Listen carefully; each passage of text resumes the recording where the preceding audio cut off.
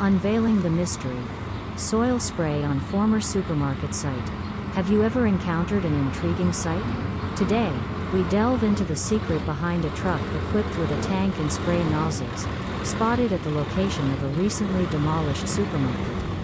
As the concrete slab covering the soil is lifted, a yellow-brownish liquid is sprayed onto the exposed ground. But what is the purpose of this soil treatment? There are three potential explanations. Soil treatment.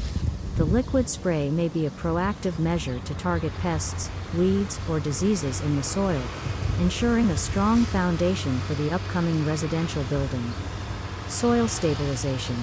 It is possible that the spray serves as a soil stabilizer, enhancing the soil's load-bearing capacity and guaranteeing the stability of the future 3-story high residential building.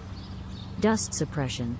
Alternatively, the liquid spray could be a method to suppress dust during construction, maintaining a clean and safe environment. Join us as we embark on an investigative journey to uncover the truth behind this soil spray. Let's explore the fascinating possibilities that lie beneath the surface.